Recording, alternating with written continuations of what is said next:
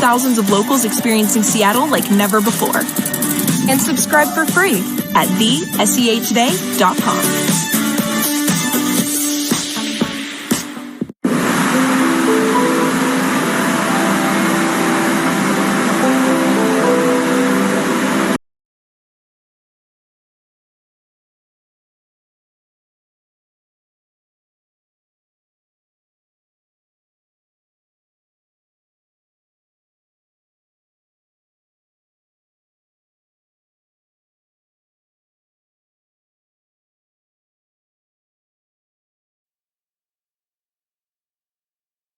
Have you ever wanted more for less? We've all been there. That's why we created More, the subscription plan that gives you more Skid Guys videos for less. Simply go to more.skidguys.com and browse our huge More library. By joining More, you'll save big on beautiful media.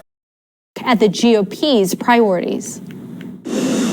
House Republicans are out with their legislative priorities. Women's sports are number one. Their measure to amend Title IX recognizes sex based solely on a person's reproductive biology and genetics at birth. I believe that people turned out to the polls to reject absurdity. And that is exactly what the Democratic Party has become, allowing men and women's sports. Riley Gaines, a former college swimmer who tied in a race with Leah Thomas, a transgender woman, has spent years fighting to see changes like this. Emily Randall, the first queer Latina to serve in Congress, says the measure is just a distraction. These attacks on individuals who just want to play sports, just want to live their life, just want to be the person that they are completely unfair. However, President-elect Donald Trump made the transgender issue a key campaign message. Kamala is for they, them. President Trump is for you. The Trump campaign spent millions to run this ad over and over again. Analysis by a Harris super PAC Future Forward found after voters watched this ad, support for Trump increased by 2.7%. House Republicans are also focused on abortion, proof of citizenship for voter registration, and of course the border. They're specifically targeting immigrants with criminal backgrounds. I can't emphasize enough. Close the border. Secure our sovereignty. And House Republicans have a bill that would prevent sanctuary states and cities providing benefits to undocumented immigrants from receiving certain federal funds. Janae, Mike Johnson will remain Speaker of the House, as you know. What can we expect? I know he posted about this recently. Yeah, so he posted on X earlier today that as Speaker, he's committed to lowering the national debt by doing several things, including creating a working group to work with DOGE and House committees on putting the recommended government and spending reforms into action. Didi. Janae Bowman's reporting tonight from the Capitol. Thank you. President Biden has rejected Nippon Steel's bid to buy U.S. Steel. The $15 billion deal with the Japanese firm was long in the making. Biden cited national security interests for his decision, which comes after U.S. financial regulators couldn't reach a consensus on the risks of the buyout. President-elect Trump is also opposed, but some Republicans supported and dismiss any concerns. Nippon and U.S. Steel have vowed to take legal action. And looking ahead, Donald Trump promising to crack down on college anti-Semitism when he returns to the White House. National correspondent Kayla Gaskins joins us with more from Washington. On the campaign trail, Donald Trump promising to address rising reports of anti-Semitism on college campuses when he returns to the White House. My first week back in the Oval Office, my administration will inform every college president that if you do not end anti-Semitic propaganda, they will lose their accreditation.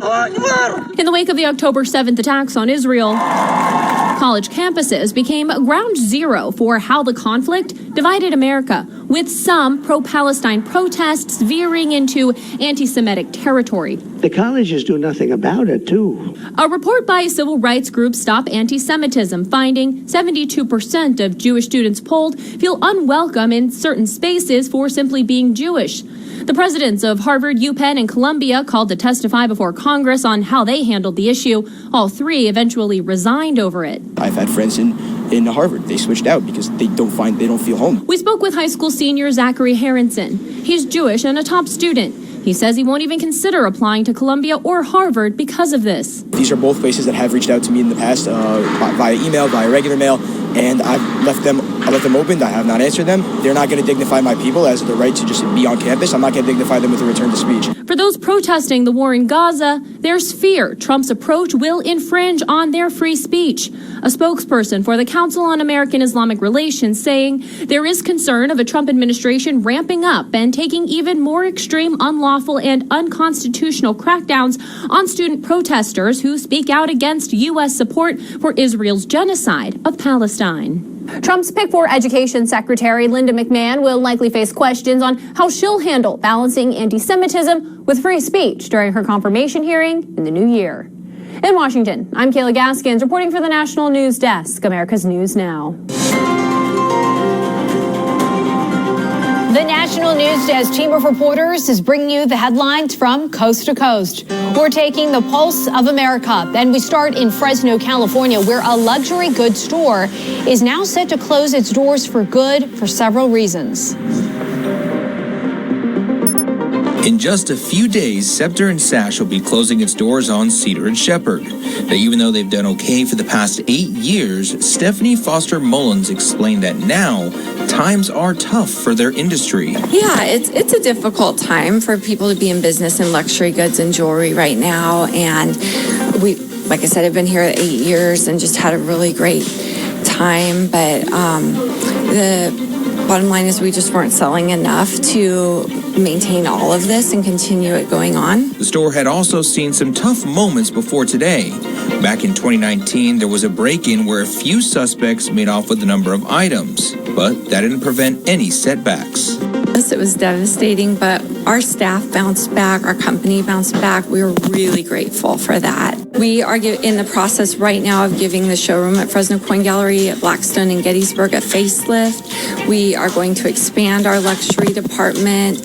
All the staff that works here, that everybody loves, is going to be working there. And what about the warranty policies for customers who purchased items at the store? The really great news is we're honoring all our warranties and guarantees that we ever made. Any promises here at Scepter and Sash, we're honoring them there, like our lifetime authenticity guarantee for these luxury brands.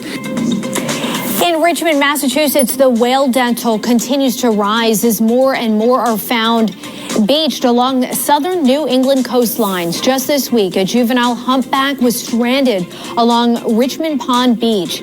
Experts say it's the 13th whale to wash up in only 3 weeks.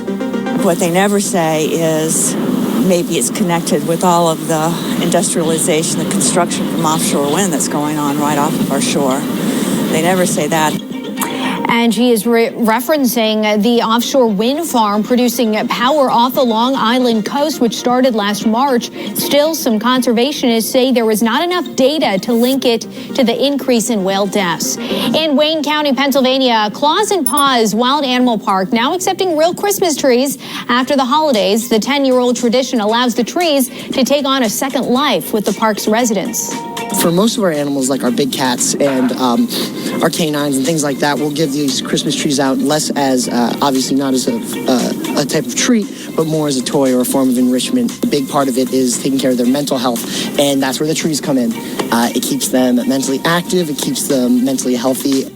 Oh, they look happy about it. All donated Christmas trees must be stripped of any decorations, of course, before delivery. The feds are now finding a major airline for what they're calling chronic flight delays, and some air travelers could soon get a cut of the money, the payback for passengers, next. But first, we have some breaking news to report here tonight. The State Department has now officially but informally notified Congress that it plans to sell $8 billion in arms to Israel. That was first reported tonight by Axios.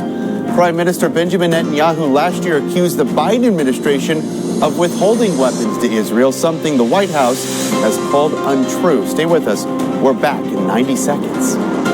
Vita Mahjong. Vita Mahjong. Vita Mahjong. Vita Mahjong is the world's first Mahjong game specially designed for seniors. Over 20 million players worldwide play Vita Mahjong to train their brain and relieve their stress. Enerpac ultra-flat hydraulic cylinders have a high capacity and are incredibly durable. With an impressive power-to-height ratio, these powerful single-acting cylinders are engineered for use on the most demanding applications where other cylinders will not fit. With a wide range of models to choose from, there's an Ultra Flat C ULP cylinder for most low-clearance applications up to 100 tons. Buy now at Interpack.com. All right, let's settle down, everybody. Now that we have a completely new Homes.com with a beautiful new design and the most in-depth info, all we need now is a new name. Do we? So we're going to lock the doors and stay late until we find that name that's synonymous with shopping for homes. Here's a wild idea. Homes.com. We're going to go with Homes.com. We're going to keep it. I love it. Fresh, innovative. This has been fun. Ding dong. Homes.com. We've done your homework.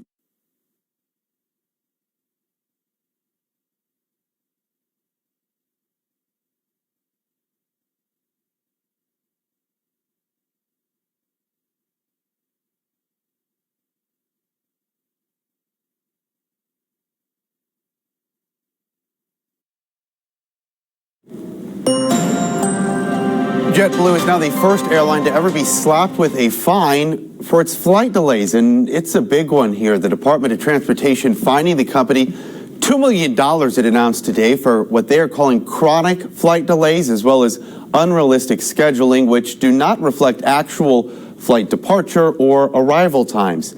The DOT now says half that money, $1 million, will go directly to the customers affected by those disruptions. Now, those consumers will receive $75 at minimum. The other half will go to the U.S. Treasury Department. Now, the DOT had warned JetBlue specifically about those chronic delays on these routes right here. It all started from JFK in New York City, one connecting city to Raleigh-Durham, the other destination to Orlando, Florida, also Fort Lauderdale, Florida.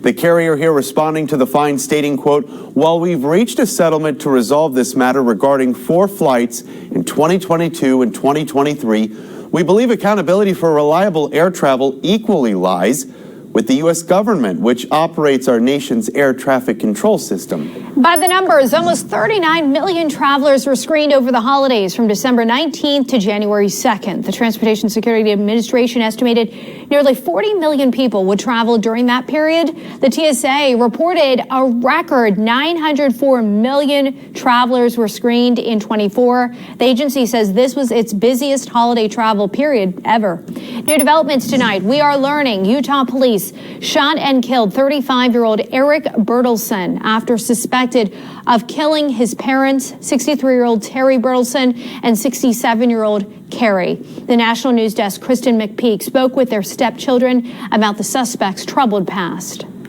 Neighbors say police have visited this home quite a bit over the years.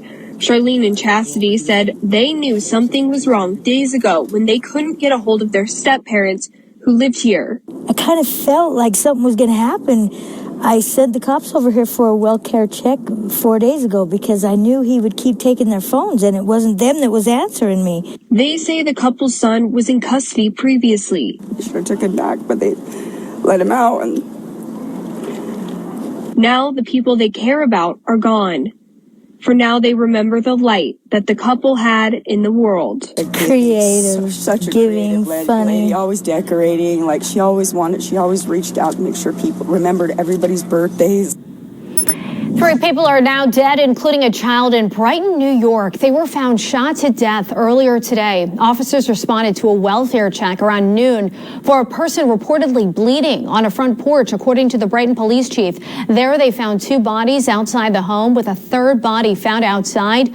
Brighton's police chief acknowledged the large police presence at the scene, saying it's to ensure safety for the community. Preliminarily, and obviously information changes, it just looks like a terrible case of domestic violence. So the reason why there was additional help is why you see this police presence from the sheriff's office and the state police. We didn't know what we had when we first arrived. It was evolving and unfolding very rapidly, and we just wanted to make sure that there was no threat to the community. Right now, it's unclear what led up to the shooting. The identities of the victims have not been released. The country honoring its 39th president. Next, we go to Jimmy Carter's hometown of Plains, Georgia, where preparations already underway tonight for what will be days in coming of services and ceremonies.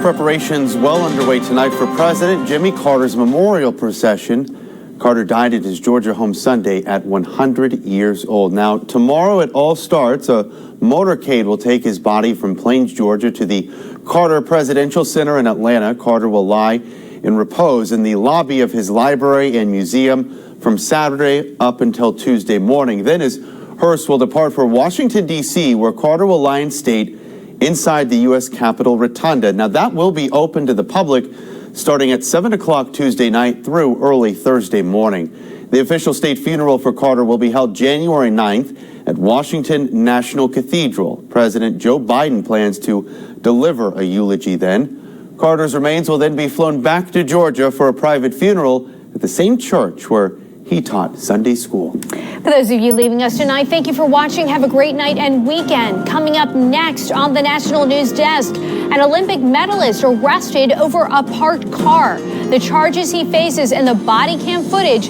that sealed his fate. Plus, trying to help a stranded driver lands a deputy in the hospital. The urgent search happening now for one Indiana man. And later, the first massive snowstorm of 2025. The Arctic burst, now targeting millions throughout the weekend. You're watching the National News Desk, America's News Now.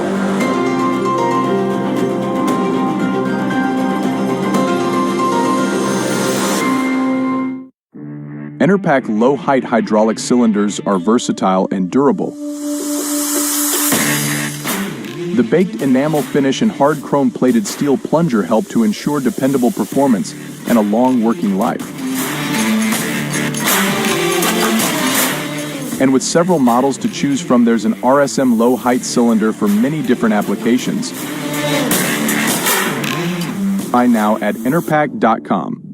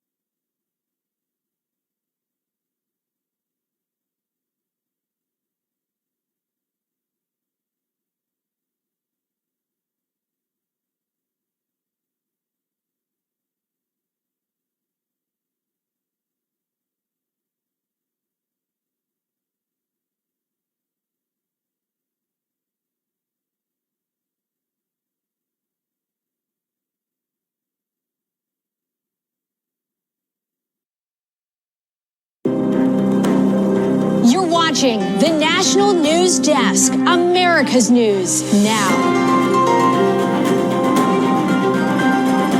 Live from the nation's capital, this is the National News Desk, America's News Now. Good evening and thank you for being here on your Friday. I'm Dee Dee Gatton. As we come back on the air, millions now preparing for the first major storm of the season. It's going to be chilly. Winter weather warnings already in effect for several states. Let's get straight to Ryan Smith tracking it all from the Live Desk. Ryan. A lot happening tonight, Dee Dee. The Live Desk weather radar here showing us winter warnings now growing each and by the hour. The system spanning more than 2,100 miles across the country from the Central Plains all the way up to the Mid-Atlantic region. Now, this weekend, more than 50 million people are on alert for hazardous travel conditions. We're talking multiple days of heavy snow, some treacherous ice out there, and potentially record-setting low temperatures. Let's take you out live to St. Louis tonight, where the area could see up to a foot of snow on Sunday. And we're told about 1,500 snow trucks are on standby right now statewide, ready to start working in 12-hour shifts. Officials now urging people to just simply stay off those roadways. The National Weather Service sharing these tips online right here of what to do before, during, and after any major snow event. They recommend making sure you have plenty of fuel stocked up, having multiple ways to receive warnings, and take it easy while shoveling that snow out there as temperatures are expected to freeze. Now to the south, the warmer side of that storm will produce damaging thunderstorms, soaking rain. Areas still recovering from last weekend's tornado outbreak. Damaging wind gusts and hail also possible across portions of Texas, Louisiana, as well as Arkansas and Mississippi. Mike Johnson has once again been elected Speaker of the House. He managed to convince roughly a dozen skeptical Republicans to support him after they voiced complaints about how he led the chamber during the last Congress. Let's go live to Capitol Hill, where we find national correspondent Atra El-Nashar with details on the vote that had a bumpy start. After just one round of voting, Mike Johnson elected Speaker of the House for the 119th Congress. This is a powerful new coalition of our country. It's a coalition that insists that we purge the policies of America last. Needing 218 votes to win the Speaker's gavel, Johnson was only ever able to afford one Republican defection. That was always going to be Kentucky's Thomas Massie. There were two others, but after arm twisting by President-elect Trump, they changed their votes. The Honorable Mike Johnson of the state of Louisiana has received 218. They weren't the only skeptics. At the start of the day, about a dozen House Republicans were hesitant to support Johnson. But what we need to do is unite around a plan to deliver for the president. Right now, I do not believe the conference has that. Just before voting began, in what appeared to be an appeal to holdouts, Johnson posted this list of commitments to cut government spending, like create a working group comprised of independent experts, not corrupted by lobbyists and special interests, to work with DOJ and our committees on implementing recommended government and spending reforms to protect the American taxpayer. In theory, Johnson should have an easier time following through on conservatives' expectations during this Congress because there will be a Republican-led Senate and a Republican in the White House. But his speakership is never guaranteed. New House rules say 9 Republicans can trigger a vote to vacate the Speaker. And in this letter, released shortly after the vote, 11 House Republicans who begrudgingly voted for Johnson say they expect him to deliver, and quickly.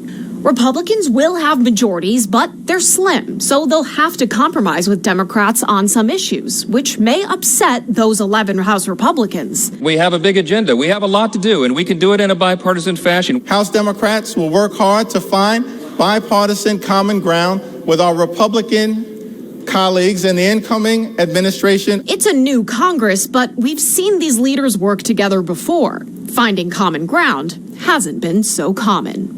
On Capitol Hill, I'm Atra El-Nashar for the National News Desk, America's News Now. U.S. Virgin Islands delegate Stacey Plaskett taking a stand today for non-voting members of the U.S. House of Representatives protesting the vote for House Speaker. This body and this nation has a territories and a colonies problem. What was supposed to be temporary has now effectively become permanent. There are currently 6 non-voting members in Congress, collectively representing 4 million Americans. These members may introduce legislation and vote in committees, but not on bills in the full House or for the Speaker. The decorated Army soldier behind this week's Cybertruck explosion in Las Vegas, we've learned, left notes behind saying it was a stunt to serve as a wake-up call for the country's problems. Police now telling us Matthew Livelsberger also wrote, quote, "I needed to cleanse my mind of the brothers I've lost and relieve myself of the burden of the lives I took." Although this incident is more public and more sensational than usual, it ultimately appears to be a tragic case of suicide involving a heavily decorated combat veteran who is struggling with PTSD and other issues. And more insight tonight. A former girlfriend of his says he did suffer from a traumatic brain injury while serving in the Middle East, but she said they had connected just days before his death, but she did not pick up on any concerning warning signs. Investigators now say they're still reviewing a lot of evidence, video, and content related to the case, including 2 cell phones. As of tonight, there is no connection, officials say, between that Las Vegas explosion and the New Orleans terrorist attack. Brazilian Air Force investigators are working to extract data from the black box of the crashed Azerbaijan Airlines plane. 38 people aboard the aircraft died when it crashed in Kazakhstan on Christmas Day. Azerbaijan officials claim the jet was shot down by Russian air defenses. Russia has been shooting down Ukrainian drones, and it was likely an error, though Russia has not formally accepted responsibility. 1 year after Boeing's door plug incident, the aerospace company is sharing new safety safety enhancement details. Boeing says it has addressed most of the action items brought up by employees. The company says it has also invested in more product safety and quality training for all staff. They now require mechanics and quality inspectors to stamp their names on completed work. A huge fire erupted at a clothing market in Ghana's capital, Accra, destroying hundreds of businesses. The fire at Kanta Manta Market, one of the world's largest secondhand clothing markets, it was fully engulfed at one point. So far, no injuries have been reported. An investigation to determine the cause is now underway. Environmental group Greenpeace estimates at least 30,000 workers will be impacted by the destruction. President Biden is planning to permanently ban future offshore oil and gas development in parts of the Atlantic and Pacific Oceans. The executive order will invoke the 1953 Outer Continental Shelf Lands Act, which gives presidents broad authority to withdraw federal waters from future oil and gas leasing and development. Coming up, grim flashbacks of the COVID-19 pandemic now surfacing, the new videos of mask-clad crowds with a mysterious illness overseas. Plus, a Florida officer taking down a former Olympian, the dispute that turned violent on Miami Beach, and it's all caught on camera. We show you the video next. And a live look over Nashville as we take it a break from our station WZTV, part of our network of 4,000 local journalists. Tennessee says it will resume death row executions this year after a 3-year hiatus. Executions were temporarily halted after there were questions surrounding lethal injection drugs. The state says it will use a new drug that has already been used in more than a dozen states. You're watching the National News Desk, America's News Now.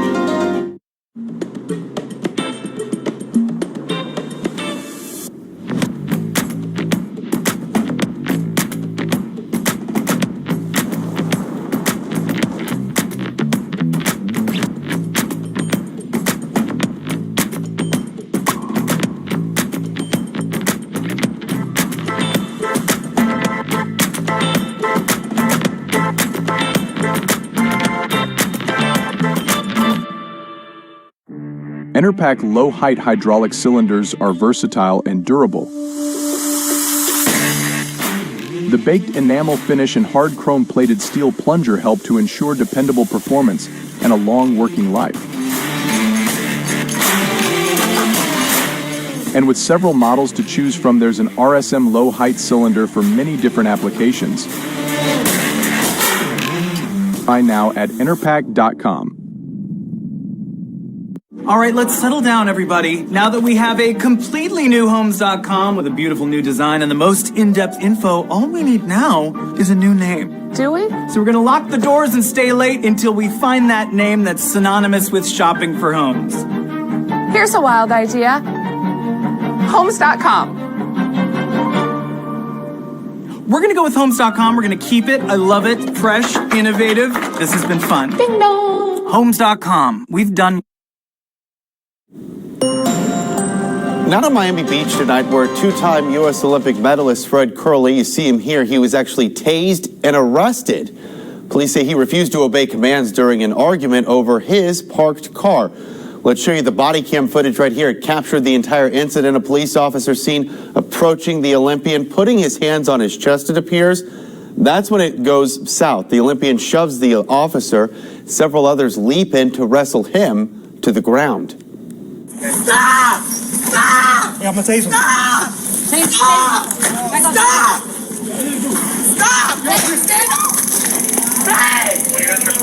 Stop! So dramatic moments there out near the beach. Curley's girlfriend says they were just trying to get to their car, which they say was parked in an area the police had taped off for a different active criminal investigation. Now, we've since learned while in jail, prosecutors now charging him with strong-arm robbery and domestic battery, all tied to a different incident back in May.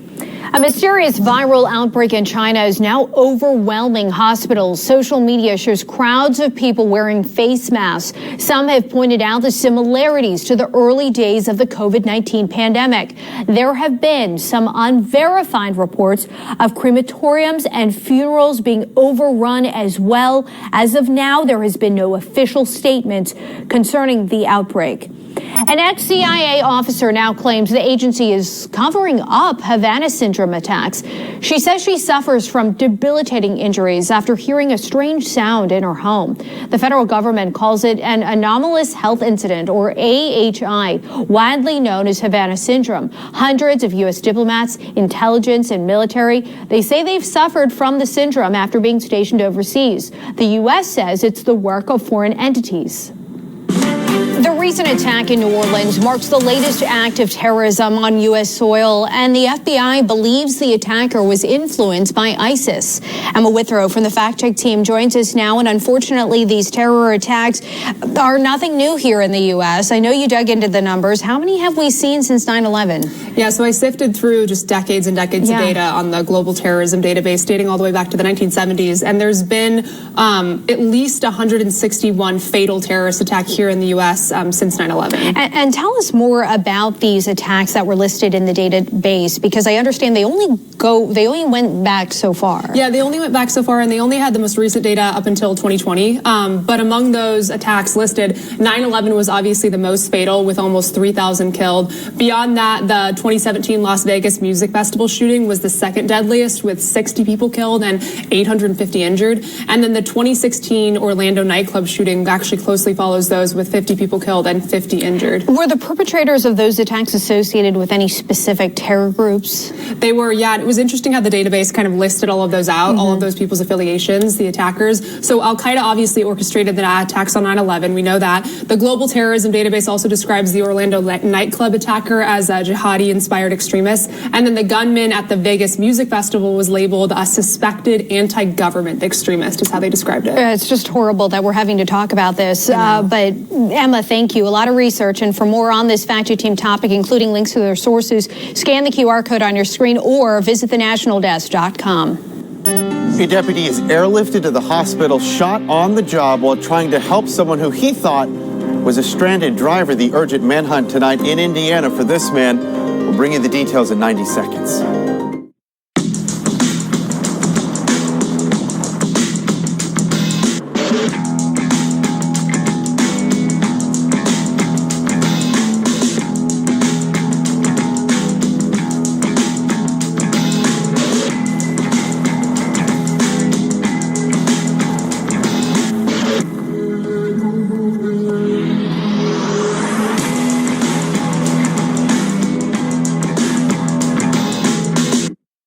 Enerpac ultra-flat hydraulic cylinders have a high capacity and are incredibly durable.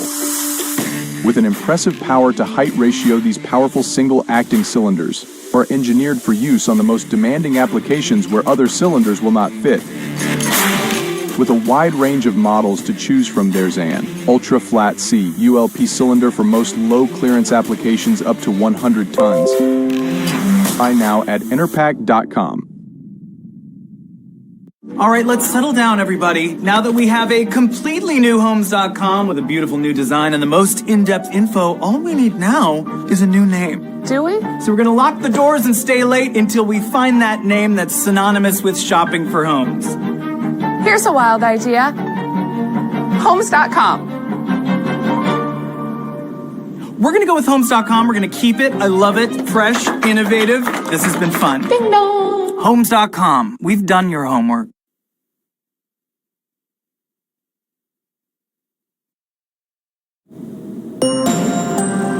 In southern Indiana, a deputy is recovering in the hospital tonight. He was actually shot overnight walking up to what appeared to be a broken down car, trying to just give them some help. Now tonight, multiple agencies are assisting in a statewide manhunt for that suspected shooter. You see him here, believed to be armed and dangerous. He's 33-year-old Austin Shepherd.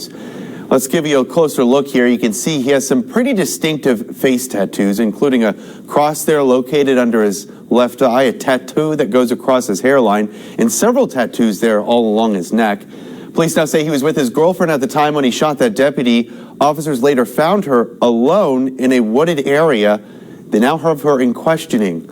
Indiana State Police say he was last seen in Orange County, Indiana, driving this silver Pontiac Grand Prix here with Indiana plates CRT 921. It has been more than 3 months since the floodwaters of Hurricane Helene ravaged much of western North Carolina, and tonight much of the state is still trying to recover. It's a situation so dire that residents are pleading with state leaders to do more for the people affected. Makisha Phillips, a Yancey County native, is issuing a cry for help for her community and asking state officials to tour the areas still compromised from the storm. Come down here and look where we're at. Come help us. We need help with funding. We need help. Our elders, like I said, are in cars, tents, campers. Phillips says she is driven to help others by the loss of her sister, Michelle, a longtime major with the Madison County Sheriff's Office who died during the flooding after Helene. Your beer of choice could soon come with a new warning label. The new push tonight from the Surgeon General sounding the alarm about alcohol's link to cancer.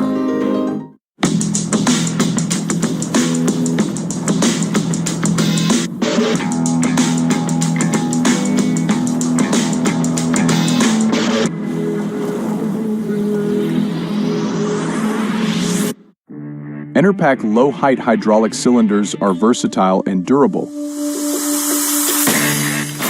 The baked enamel finish and hard chrome-plated steel plunger help to ensure dependable performance and a long working life. And with several models to choose from, there's an RSM low-height cylinder for many different applications. Buy now at enerpac.com.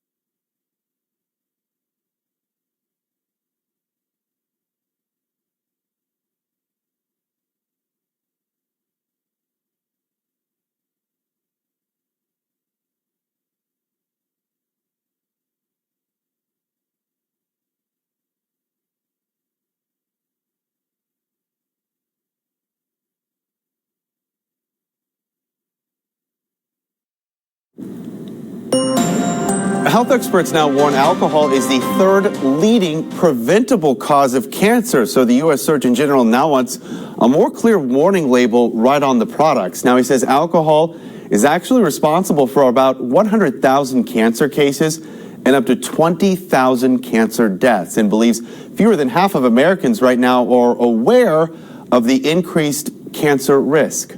Even drinking within the current guideline limits, 1 drink a day for women, 2 drinks a day for men, we see an increased risk of cancer. And it's why I've called for a revision of those guideline limits. Maybe more people taking up dry January now. Alcohol is linked to these 7 types of cancer, including breast, colorectal, liver, mouth, and throat cancer.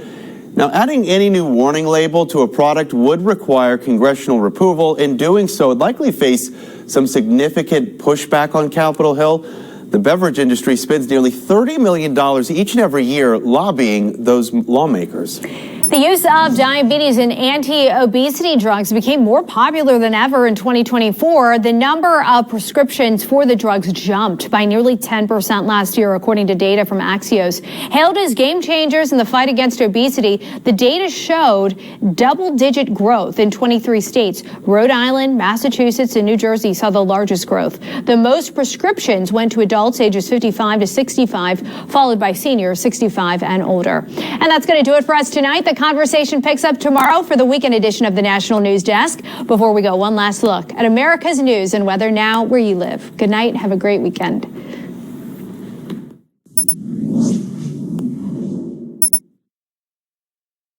I'm meteorologist Charlie Lopresti with a look at the Northeast. Cooler air is moving into the Northeast this weekend. I think we'll have a hard time getting out of the 20s for most of the Northeast. There'll be spots in southern New England, New Jersey, southern New York that make it into the 30s. But the wind is going to make it feel colder. It's a mixture of clouds and sun on your Saturday. That's 7 o'clock in the morning. Lake effect snow continues through New York. But notice a partly to mostly cloudy sky, 2 o'clock in the afternoon tomorrow. Temperatures will stay in the 20s and low 30s. We're in the 20s again on Sunday. I'm meteorologist Jasmine Lomax with a look at your forecast. There is the chance for a couple of snow showers overnight, but most of that will taper by sunrise. We start with a mix of sunshine and clouds, then into the afternoon, mostly sunny across the region. Once we make our way into Sunday, starting off with a dry forecast, later in the day, snow will start to move into parts of the region, setting us up for a powerful system. We drop to the teens and 20s before warming by the afternoon. Good evening, meteorologist Michael Maribor checking at your Southeast regional forecast. Cold, freezing temperatures, frost from I-10 north, 28 the low on Saturday morning in Atlanta, 24 for Nashville, 26 for Raleigh, much milder, but still cool in Florida with 40s and 50s. As you're traveling over the Southeast, brilliant sunshine with high pressure dominating most of the area east of the Mississippi River Valley. There will be an increase in clouds, though, for coastal Louisiana, west of the Mississippi River, with a chance for some light showers on Saturday. I'm meteorologist Marshall McPeak. We are watching for a big system to come out of the Rockies for the weekend and start spreading snow, wintry mix, and rain across a lot of the country. Before that, tonight, Minneapolis drops to 1 below with some mainly clear skies, 11 below in Bismarck, and that's going to be your air temperature. On Saturday, here comes that storm. Kansas City will start with some snow showers. You'll still have sunshine, though, in South Bend. Good evening, I'm meteorologist Alex Garcia. Here's a look at your regional weather. Things are pretty warm out across most of south central Texas. You're getting a little cooler as you get up into Oklahoma and back over into Arkansas. Temperatures into the 40s there. We're going to be watching the setup of some cold air really starting to move in over the next 24 hours. Some sprinkles down in South Texas and out toward Louisiana as well. But overall, we're just going to be waiting for that Arctic blast to get here. Temperatures will be much cooler as we get into the latter part of the weekend. I'm meteorologist Alex Garcia. That's a look at your regional weather. Hi, I'm George Waldenberger with your forecast for the western United States. We continue with repeating rain for parts of the Pacific Northwest. This will translate to more mountain snow for the Cascades. Meanwhile, we're tapering the snow off for the Sierra Nevada mountains. The winds in Nevada also weakening. An increasing threat for wildfires in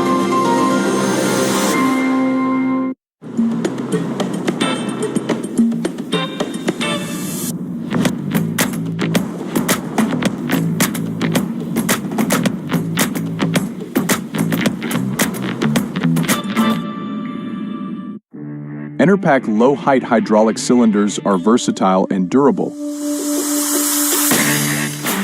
The baked enamel finish and hard chrome-plated steel plunger help to ensure dependable performance and a long working life.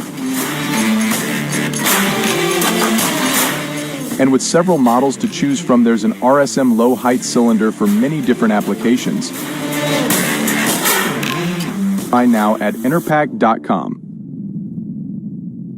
All right, let's settle down, everybody. Now that we have a completely new Homes.com with a beautiful new design and the most in-depth info, all we need now is a new name. Do we? So we're going to lock the doors and stay late until we find that name that's synonymous with shopping for homes. Here's a wild idea. Homes.com. We're going to go with Homes.com. We're going to keep it. I love it. Fresh, innovative. This has been fun. Ding dong. Homes.com. We've done your homework.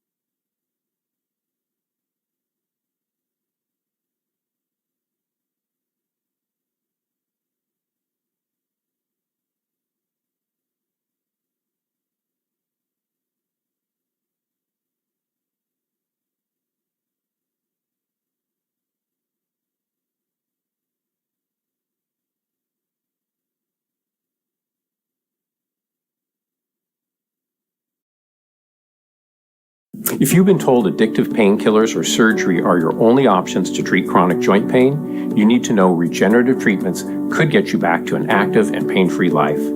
At Sound Pain Solutions, our treatment is performed by medical providers and naturopathic physicians. It combines the use of your body's platelet-rich plasma with innovative treatments like bioelectrical therapy and non-invasive laser to stimulate healing naturally. Schedule a free consultation at soundpainsolutions.com.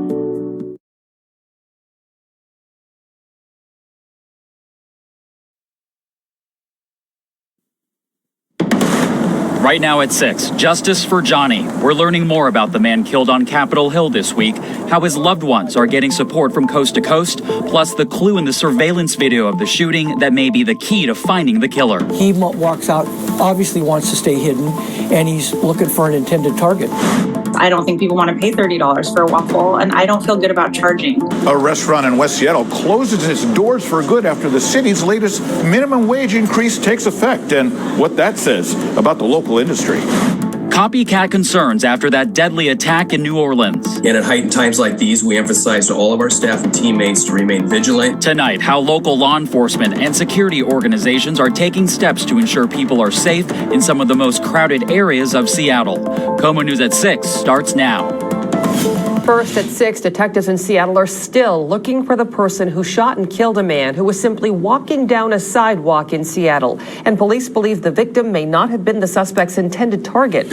We learned today the victim is the son of a New York City firefighter. The shooting happened Tuesday morning at the intersection of Broadway and Pike in the Capitol Hill neighborhood. Komo's Jeremy Harris reports.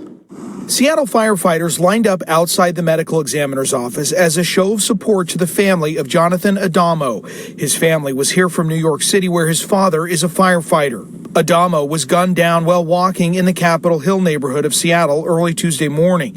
Surveillance video obtained by Komo News shows what happened. A person appears to hide behind a utility pole, then the victim walks past and is shot from behind. Obviously, the guy didn't feel threatened. Retired Detective Jim Fuda, who now runs Crime Stoppers of Puget Sound, watched the video, which he says will be critical evidence for investigators. And it's going to help them pinpoint who, in fact, they were looking for. Hopefully they can pull that close enough and maybe even get a plate off that car. He walks out, obviously wants to stay hidden, and he's looking for an intended target. At the scene, people have left flowers and a small memorial. It's a little hot corner up here, so don't surprise. People who live and work near here are frustrated by what they say has become a pattern of violence. No, I would not walk out after it gets dark. This is the same intersection that has been the scene of multiple homicides in the last 2 years and a mass shooting that killed a bystander. That's part of why there are cameras all over the intersection, which may help investigators find the person responsible. I think that car is going to be important, and cameras from the direction of travel where that car was going. And that was Jeremy Harris reporting. Linwood police have released new video of the potential suspects in the New Year's Eve shooting that killed a teen and injured another. The two young suspects can be seen running northbound on 68th Avenue West and crossing 196th Street Southwest around 8:20 at night. That same night, officers responded to a parking lot in the same area where they found the two young victims. Police are asking anyone in the area to check security footage from Tuesday night and report any concerning activity. Dude, drop the stick. Put your hands out. Newly released body cam video shows what happened last month when Pierce County Sheriff's deputies responded to a man harassing customers with a pipe at a Puyallup Fred Meyer. It happened at the store's parking lot on Meridian and 176th in Puyallup. When deputies got there, the man ditched the pipe, ran into a gas station mini mart, grabbed a hammer and started swinging. Eventually, the man ran into a nearby road. Deputies used a pepper ball on him and arrested him after a 4-hour-long standoff. Seattle police are investigating a smash-and-grab burglary at a Seattle smoke shop. Just before 3:30 this morning, police were called to the store on South Finley and Rainier Avenue South. The front of the shop was smashed in and pieces of a stolen ATM were scattered on the street.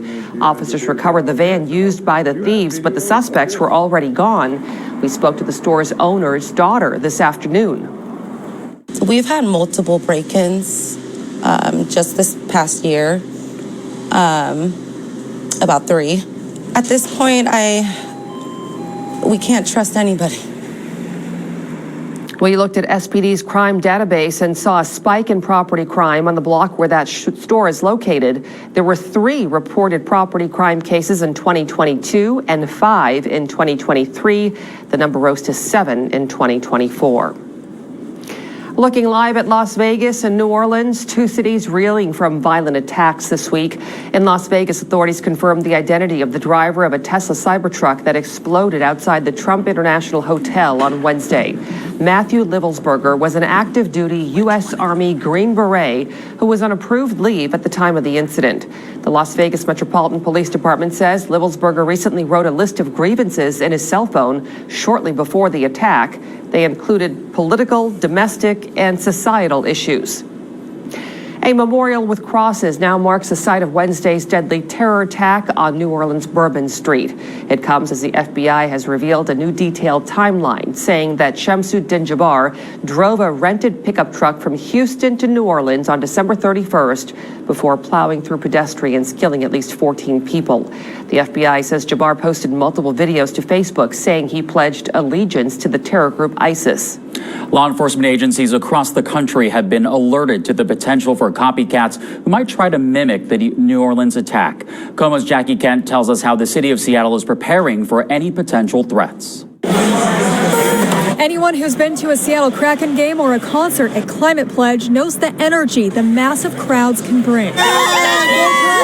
The arena's head of security, Jim Dermody, has a philosophy for crowd control and security to help maintain the fun and public safety. It's something he calls the 3 Ps: prevention, protection, and preparation. Our teams prepare for a variety of scenarios from criminal threats to inclement weather by participating in ongoing training and drills. He received a new memo sent to law enforcement agencies across the country. It's a post-9/11 standard protocol, he says, after a terror attack like the massacre in New Orleans. At heightened times like these, we emphasize to all of our staff and teammates to remain vigilant. We have staff on site watching the building and watching our surroundings. The FBI and Department of Homeland Security are urging police to look out for so-called terror copycats who may try to use a vehicle to hurt or even kill multiple people. Safety is top of mind for many across Seattle at large tourist attractions, from the arenas and stadiums to Pike Place Market. The Homeland Security Department has talked about the fact that you have these so-called soft targets where a lot of people are gathering in the street as prime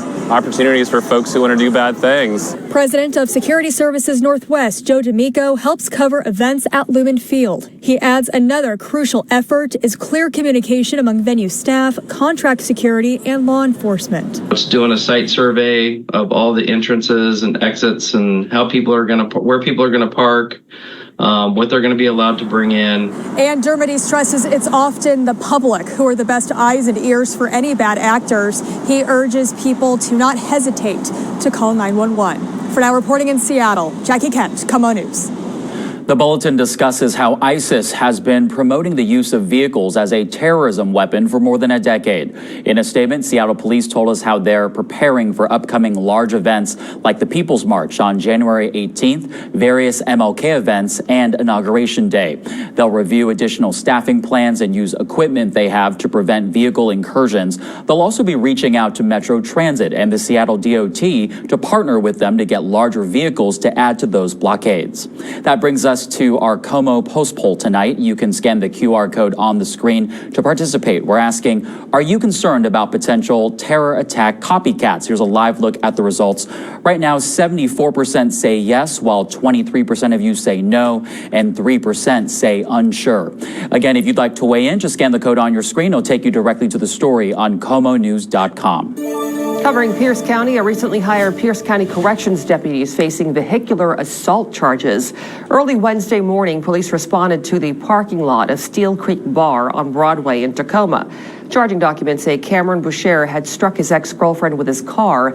It's unclear if the act was intentional. Boucher was also booked on attempted to drive while intoxicated charges. The woman was taken to the hospital with facial fractures. Boucher has been fired by the sheriff's department. The cost of doing business became too much for a restaurant owner in West Seattle. She says the new increase in the minimum wage convinced her she was better off simply shutting down. Komo's Joel Marino looks at the economic pressures now faced by the local food and beverage industry. Do you want a waffle to be a luxury good? I don't know if you do. Katie Ellison runs a full-service florist called Flower Lab in the same space where Bebop Waffle Shop had been serving up breakfast for more than a decade. She says it's hard to see the restaurant go. She's been here 10 years, and it has been a really beautiful gathering space. On Monday, the waffle shop owner closed for good. Karina Lukenbach says all her costs have been going up, and she's been putting in long hours and straining her mental health with little to show for it. Seattle's latest minimum wage increase was the final straw. So then you bring in the minimum wage, which is an extra $32,000 for me based on the hours that I already have. On January 1st, Seattle's minimum wage went up to $20.76 per hour, and the tip credit went away. That means that restaurant owners have to pay an additional $3.50 an hour to each of their employees. This really pits the owners against their employees in a way that is so you can't really speak honestly about the hardship that happens with paying people more. And people need to make more money in this city. There's a growing concern that other restaurants could meet the same fate as Bebop, even though many agree that workers need a living wage given the high cost of living in Seattle. Lukenbach says she notified her 8 employees several weeks ago that she planned to close just before the minimum wage took effect, and it broke her heart to do it. To give that news to them in early November was probably the hardest thing I've ever had to do. It was awful. Joel Marino, Komo News. Lukenbach says she will be back with plans to open an event space for community gatherings and live performances in the area where the restaurant used to operate. More than $72,000 worth of phones and watches stolen from T-Mobile stores in multiple cities across the region. And police believe they've narrowed down who exactly they're looking for. Hi there, everybody. You can see how wet it was behind Linnea. It is still damp out there tonight and more rain on the way this weekend. I'll tell you when the mountain snow will kick into high gear, too, ahead in my forecast. We needed the city to go back to normal. Then at 6:30, the future of the CID. We talked to residents and business owners who are hopeful that a change in leadership is what the area needs as safety concerns continue to grow. Bonnie Lake police are searching for 2 thieves who swiped more than $72,000 in stolen electronics from T-Mobile and AT&T stores across the region. The suspects have been seen on surveillance video more than 30 times at stores in 5 counties. Komo's Lynn Ann Nguyen has details on who's believed to be behind the crimes. It just makes it easier for them to do what they do, and then who ends up paying for that? It's the consumer. Working hand in hand, these 2 retail theft suspects have been spotted hitting up T-Mobile and AT&T stores more than 30 times since October. Bonnie Lake police say the pair have been busy, working their way through stores across the Puget Sound, from Tacoma, Lacey, and Puyallup to Bellevue, Chehalis, Everett, Seattle, and beyond. Police have identified the 2 suspects as Aleta Ainsbach and Sean Barrett. Jim Futo with Crime Stoppers of Puget Sound says this level of retail theft is only becoming more and more common. What happens is that they know now that there's a lack of cops around to investigate these kinds of things. They know that officers are responding to priority 1 calls, crimes against people rather than crimes against property, and they're taking advantage. And they're not being arrested, they're not being held accountable.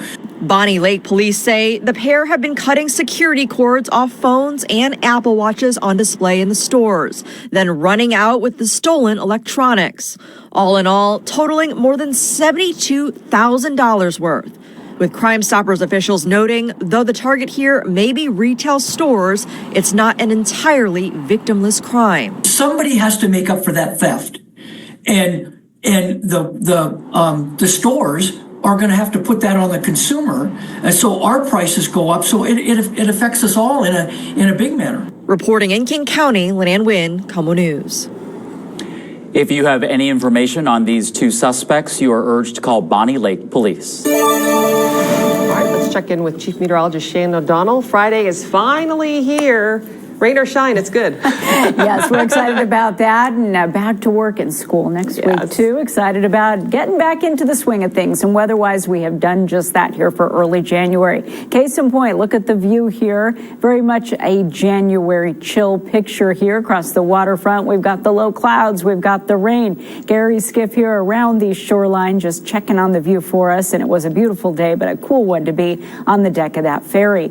Tomorrow's going to be choppy out there because we've got our third disturbance here of the month already rolling in for Saturday afternoon. It's going to be wet, it will be locally gusty, and mountain snowy to boot over the top of the Cascades, making for tough pass travel, but great ski conditions as we head into this weekend.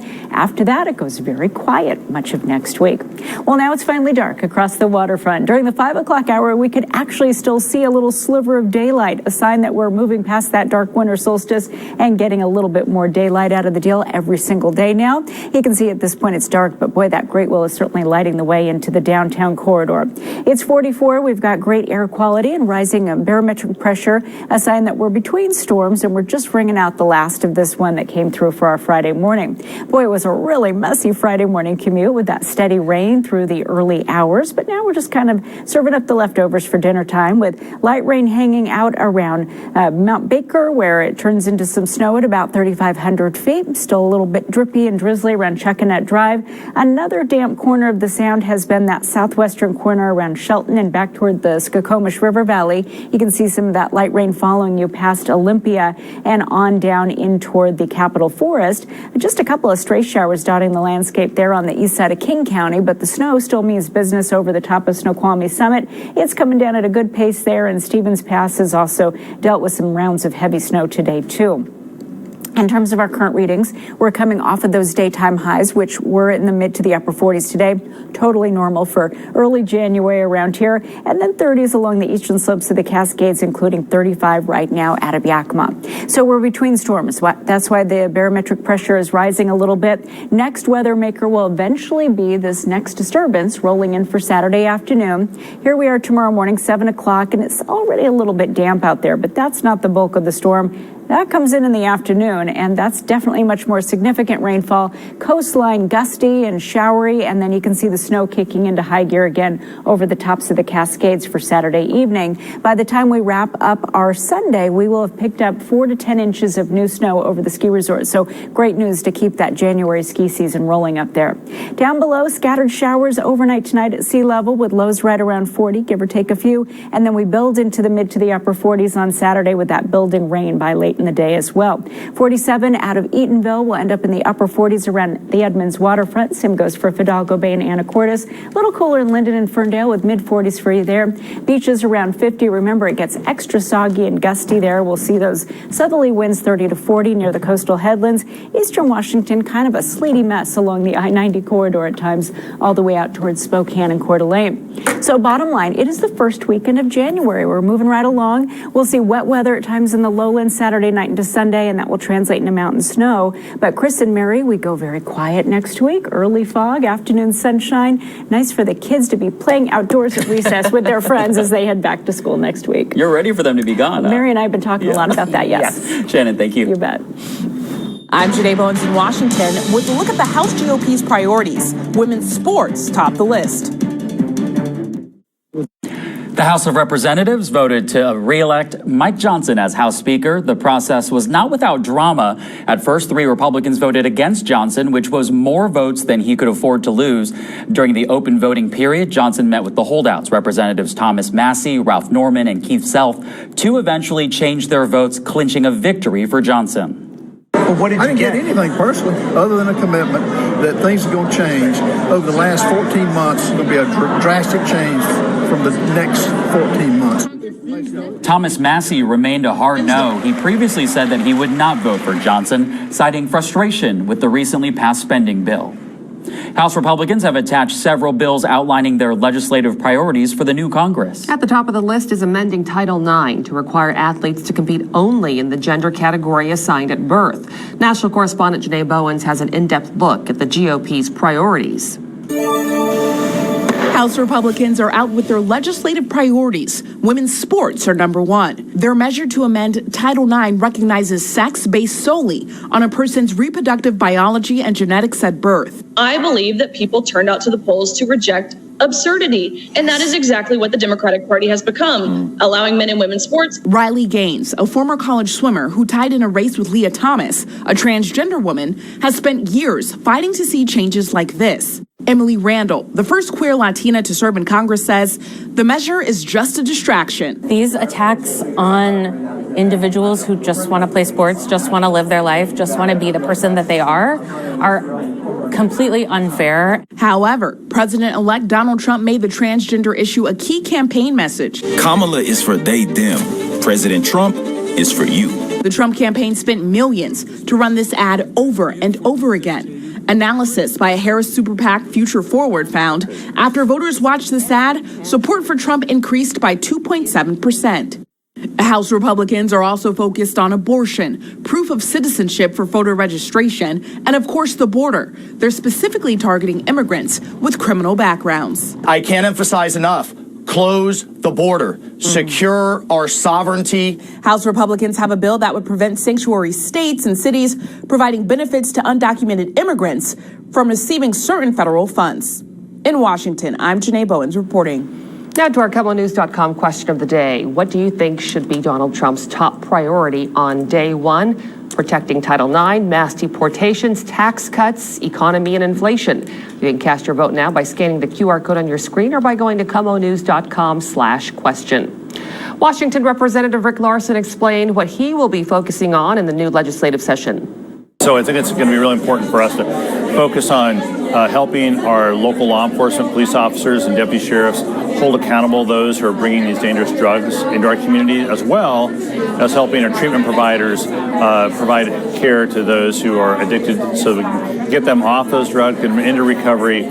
Larson also says he plans to help create more jobs in the transportation industry and to lower prescription drug costs. I'm Chris Daniels at the corner of 12th in Jackson and Seattle, which has been ground zero for the fentanyl crisis in this city. And you can see it is open, clear, and clean. So how does the city of Seattle continue with this progress in this new year? Adding more housing versus saving trees. I'm Denise Whitaker talking with activists who say it doesn't have to be one or the other. They're working to keep both.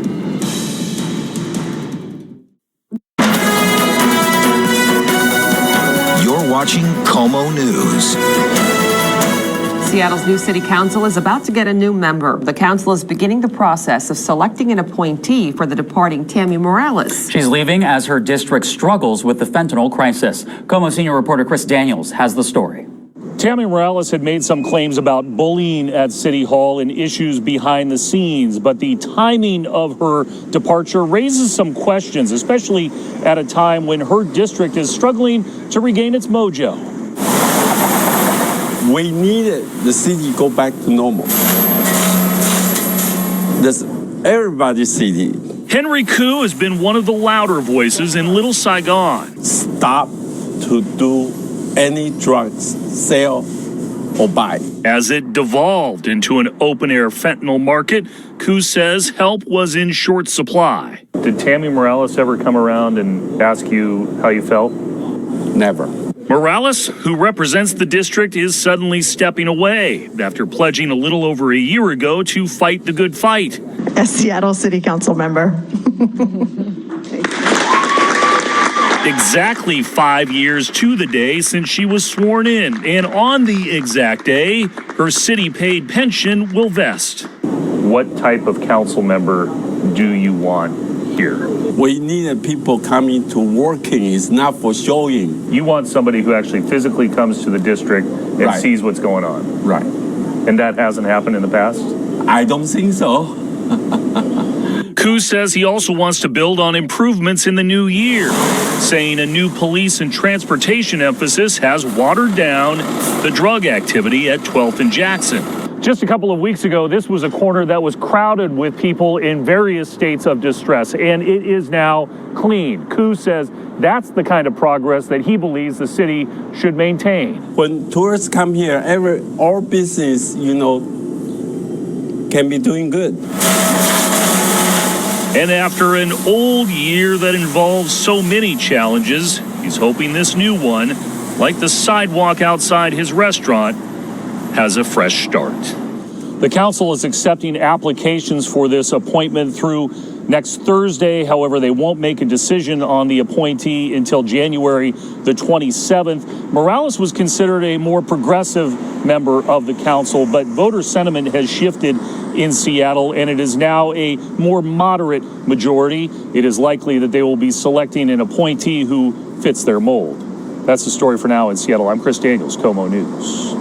Seattle Fire was called to a hazmat situation this morning at Evergreen Treatment Services along Airport Way. Crews say 50 people were evacuated from the building while they cleaned up a chemical spill. They identified the substance as ammonia hydroxide, which can cause eye and respiratory irritation. One person was treated and they're expected to be okay. The substance was quickly cleaned up and people were able to go back inside within half an hour.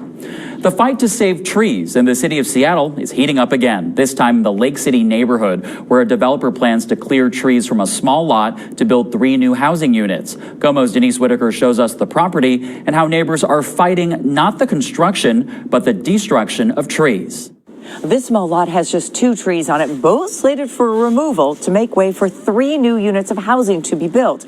But neighbors successfully stopped the trees from coming down today when they stood directly underneath the tree. The tree code needs a lot of work. Unfortunately, it's not doing what it's meant to do, which is to protect our trees. April Cowgill is among those emailing and calling the developer, proposing an alternative to cutting these trees. So they could just turn this, they have the space for it, and the tree could stay. The architect they consulted suggests rotating one of the 3 units to be built 90 degrees to save the large evergreen. I would prefer that the trees stay and they build the housing. That would be the ideal outcome. We want to be clear that we do want housing for the community as well. We just would like the trees and the housing to coexist. This group also reached out to their city council member, Kathy Moore, who tells me there are bad actors taking advantage of the city's tree ordinance. I feel absolutely that the current tree ordinance is basically a license to cut down trees. And we need to go back and completely revamp it. Moore says the council has the power now to make changes while working on the city's comprehensive plan for the next 20 years. But these neighbors need action now. We hope to work out a solution where we can have housing and also have these trees which provide so many benefits for our neighborhood. For now, the developer agreed to hold off on removing these trees for 1 week. So now this group is hoping to get a meeting set up with them and permanently preserve the trees. In Seattle, Denise Whitaker, Komo News. Paying final respects to Jimmy Carter. This weekend is the start of memorial services for the former president who passed away last Sunday. Tomorrow, a motorcade will take his body from his hometown of Plains to the Carter Presidential Center in Atlanta. Carter will lie in repose in the lobby of his library and museum from Saturday until Tuesday morning. Then his hearse will depart for Washington, D.C., where he will lie in state in the Capitol Rotunda. The official state funeral will be held at Washington National Cathedral Thursday morning. President Biden will deliver the eulogy. At the White House, President Biden awarded the Medal of Honor to 7 U.S. Army veterans today. They served during the Korean War and the Vietnam War. 6 of the 7 recipients received the award posthumously. Biden told the crowd that each one of the recipients is an American hero. Today, we award these individuals a Medal of Honor. We can't stop here. Together as a nation, it's up to us to give this medal meaning. The Medal of Honor is the nation's highest military decoration. A New York judge has upheld President-elect Donald Trump's hush money conviction. Trump asked the court to throw out the jury's verdict after he was reelected. Judge Juan Merchan rejected that today and set a sentencing hearing for January 10th. He gave Trump the option to appear in person or virtually. In May, a jury found Trump guilty on 34 counts of falsifying business records involving a scheme to hide hush money payments to porn star Stormy Daniels. Hi there, everybody. We're heading into the first weekend of January, and it felt like the holidays went by so quickly. This year, if you missed the holiday lights, so many different ways you can still see them, including zoo lights at Point Defiance there in Tacoma. Forecast for that weekend coming up shortly. Weather Window, presented by the National Weather Desk. The Quadrantids meteor shower peaked overnight.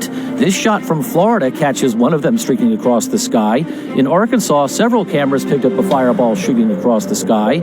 Seeing as it appears to burn up as it enters the atmosphere, it's probably unrelated to the one in Florida. Folks in Gatlinburg woke up to snow this morning. There'll be a lot more of that from Missouri to Maryland come Monday morning. For more content like this, subscribe to the National Weather Desk's YouTube channel. Hi there, everybody. Welcome back on the first Friday of 2025. It is a damp one out there from time to time, but at this point, we're at the tail end of storm number 2 coming through in this series of 3 to kick off the month. It will be storm number 3 on deck later tomorrow. That will bring a lot of lowland rain. We'll see gusty conditions, especially near the ocean beaches. We're talking winds 30 to 40, pretty par for the course for this time of year, frankly. And then rounds of mountain snow, the third round due in tomorrow afternoon into Sunday morning. We've got a winter weather advisory in place for that, courtesy of the Weather Service, because we'll see 4 to 10 inches of new snow falling up in the high country this weekend. Meanwhile, close to sea level, here is the Tacoma Narrows, and you can see a little sheen on the pavement between Tacoma and Gig Harbor tonight, and a shiny view out of Leavenworth because of all of the colorful lights in place in the plaza there right around Front Street. That party just keeps on going here as we head deeper into winter. And it is a party up on the slopes because we've had so much fresh snow over the last couple of days. Night skiing underway at Jupiter's Run there at Stevens, and it looks like it's a nice fluffy night according to the trees in the background, kind of getting weighed down by all of that fresh snow. At Stevens, officially 4 inches, but more is falling right now, so that tally will continue to come on up. A good 52 inches at the base there at Alpental. Mission Ridge also continuing to see more snow. And as usual, the big leader of the pack is Mount Baker, nearing 100 inches at the base there at Heather Meadows, and I'm sure we'll probably crack that this weekend. Getting up there is the trick. We've got traction tires advised over both Snoqualmie and Stevens passes. Again, just because a little bit of snow falling up there tonight. And then at White Pass, traction tires are required. We've got compact snow and ice over the top of Highway 12. Heavier showers still hanging out around El Waco and Cape Disappointment, Ocean Park as well. It's been a damp Friday evening around Shelton and the Skokomish River Valley. Lighter showers starting to relax a little bit over the Skagit Valley and in toward Lyman and Ferndale. And then you can see some snow continuing to keep things nice and fluffy and white over the top of Mount Rainier. Temps around the region today, mainly 30s and 40s, but there's that cold air starting to lean in over the northern plains. Fargo today, just 3 degrees, and we're going to have this disturbance push towards St. Louis tomorrow for some slowdowns there. Here comes our big disturbance on deck for our Saturday afternoon. Going to be a wet Saturday evening here in Seattle and Portland. The forecast for the rest of the weekend and next week, it might surprise you. It's coming up in just a couple of minutes. New drinking dangers. The Surgeon General's warning about alcohol that could change warning labels. Plus, celebrating Super Bowl Sunday in Seattle, how you can be a part of the football fun at Climate Pledge Arena. Surgeon General is suggesting updates to the current warning label on alcohol to include a cancer risk warning. In a post on X, Vivek Murthy says drinking is the 3rd leading preventable cause of cancer after tobacco and obesity, and that it contributes to about 100,000 cancer cases and 20,000 cancer deaths each year. It's not that surprising to see that these guidelines the discussion has been going back and forth for so many years because the research is continuously evolving. Congress would need to pass legislation for a cancer warning to be added. The Department of Health and Human Services announced it will invest more than $300 million to help monitor bird flu and prepare for potential scenarios. The funding will go toward education and treatment for emerging special pathogens, hospital preparedness and stocking supplies, increased testing and monitoring of exposure, and research into possible medical countermeasures. The CDC still considers the risk to the general public to be low. Seattle and King County Public Health says they've seen an increase in emergency room visits linked to norovirus, and they're reminding people to be extra vigilant in hand washing to prevent the spread. Norovirus symptoms include nausea, vomiting, stomach cramps, and diarrhea. Public Health says norovirus typically does not have serious consequences for otherwise healthy children and healthy adults. If you do get it, you should drink lots of liquids to replace lost fluids. The best way to prevent infection is pretty simple. It's frequent hand washing. If you've ever considered giving blood, now is a great time. Donations typically dip during the winter months. That's why Komo 4 and BloodWorks Northwest have teamed up to encourage donations during this critical time. To schedule an appointment, just scan that QR code on the screen or visit komonews.com/bloodworks. Then type in your zip code to find a blood drive or a donation center near you. It's hard to believe, but we're about a month away from the Super Bowl. While the big game is taking place in New Orleans, you can still join the world's largest Super Bowl party right here in Seattle. Verizon is transforming stadiums and venues across the country for the Super Bowl Fan Fest, including Climate Pledge Arena. Today on ARC Seattle, we spoke to Verizon's executive VP about how you can join the fun. Tell us a little bit about the Verizon Super Bowl Fan Fest. What can people expect? Absolutely. So the Super Bowl is so massive. It's almost become like a national holiday. But relatively speaking, very few people get to actually experience the Super Bowl live in stadium with thousands and thousands of other people. So what Verizon decided to do this year was to bring the Super Bowl to fans all across the country. So we are partnering with 30 stadiums and venues to activate and bring to life the entire Super Bowl weekend in one day across the country. So fun. So what do people have to look forward to at these events on Super Bowl Sunday? Absolutely. So we will be at the Climate Pledge Arena, as you said. It will be hosted by the great Sean Alexander, and there will be meet and greets with other local NFL greats. There will be exclusive access to watch the game from the lounges. There will be locker tours. There will be yard games, tailgate inflatables, photo opportunities. There's going to be musical acts from local DJs, such as DJ 100 Proof. And we're partnering with great chefs to bring to life incredible food, which we know is a major, major part of Super Bowl Sunday. Okay, this all sounds like so much fun. What prompted Verizon to host 30 events in 30 cities on Super Bowl Sunday? Yes, and it is ambitious. This truly is the largest Super Bowl watch party ever. And we really this year wanted to go local. We wanted to get into the local community. We wanted to connect with local fans. And, we power how people live and play. That's what we do, right? Whether it's our network or the phone in your hand or your tablet or you're on the go, that's so central. So this is a way that we're enabling ourselves to connect with our customers and for them to connect with their fans, with their heroes, with their family members, and experience the magic of Super Bowl in an entirely new way. Tonight on Komo News at 11 o'clock, Gig Harbor police arrest 2 people connected to a drive-by shooting. Why they believe the shooting was in retaliation for a homicide in 2021. An ATM was stolen from this tobacco shop during a smash and grab. We'll have more on the investigation and a message from the business. All right, changing weather conditions. Shannon is back now with a look at the extended forecast. Shannon. Yeah, hi guys. It looks a little damp mid-weekend. We've got that third storm in the trio rolling in for Saturday afternoon. In the short term, we're just kind of winding down storm number 2 here in this early January series. So showers alternating with starry breaks overnight. Sunrise now at 7:56, getting earlier. 40 degrees overnight, give or take a few in the Emerald City. Tomorrow, though, we'll build into the rain and the wind again for a gusty finish to our Saturday. We'll see winds picking up 20 to 35 miles per hour, upper 40s. That's normal for daytime highs this time of year. And yeah, that increasing rain is back. That means increasing mountain snow for the midpoint of the weekend, Saturday night into Sunday. But look at next week. All of a sudden we go very quiet. Early fog, afternoon winter sunshine, highs in the mid to the upper 40s. This weekend is the season finale for the Seahawks. Nico's next with how the Hawks are approaching their matchup with the Los Angeles Rams.